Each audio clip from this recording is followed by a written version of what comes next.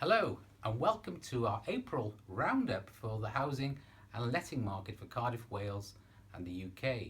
Thank you for joining us. The latest report from the Royal Institution of Chartered Surveyors Residential Market Survey highlights a noticeable softening in near-term sales expectations. This follows a rush of buyers looking to avoid the additional stamp duty surcharge on second home and buy-to-let purchases introduced in April. Meanwhile, the recent improvement in new instructions stalled during March as a tight market conditions prevailed. In Wales, uncertainty from rising new stamp duty charges, the EU referendum and the forthcoming Assembly election is impacting on the outlook for the housing market, and prices and sales expectations are softening in March.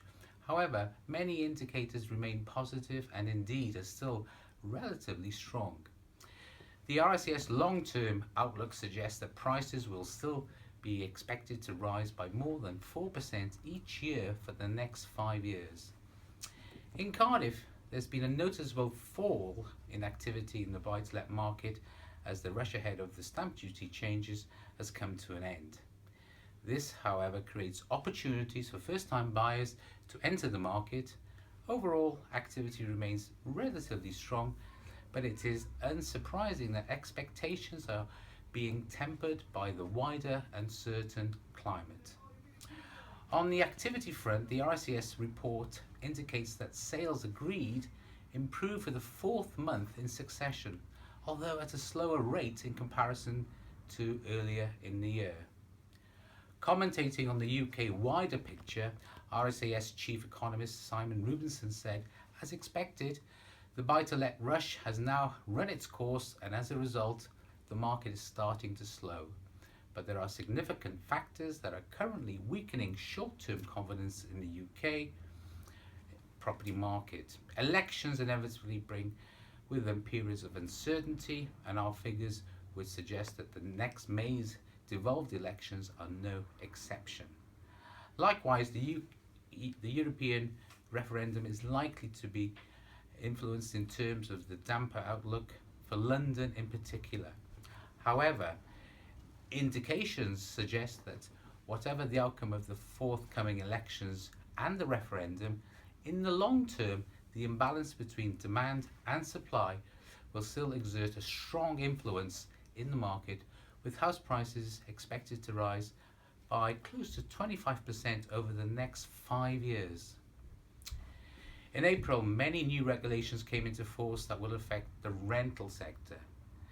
The recent budget confirmed that an additional 3% of stamp duty will be introduced on second homes in an attempt to curb the growth of the private rental market.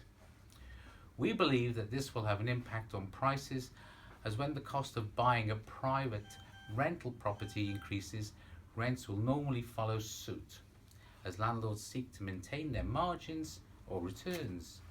For that reason, one likely effect will be a rise in prices and rents. The government has also announced that Her Majesty's Revenue and Customs is removing the ability of landlords to deduct wear and tear from rental receipts before income tax is applicable. Again, it is thought to be possibly the increase in the rents, as although many landlords have complained that this could dramatically reduce the yields from such properties in the free market, rents simply adjust to cover this extra risk. Other imminent changes include an increase of an average of £58 for council tax on properties in Band D. This is the consequence of many councils around the country increasing rates up to 4%, the largest council tax increase for 8 years. In the lettings market, tenant demand continues to rise at a solid rate, with growth coming across from all parts of the UK. Despite landlords' instructions picking up for the second consecutive month, an increase was not enough to keep pace with demand. As a result, rents are expected to rise firmly over the next 12 months, and over the next 5 years, chartered surveyors anticipate rents will increase by an average of 4.5% per annum at the headline level. If you're thinking of selling or renting, contact our professional teams in sales or rentals for expert advice, free of cost and without obligation. So until our next sales and rentals update, this is Tony Felici, Director of Kelvin Francis, saying goodbye.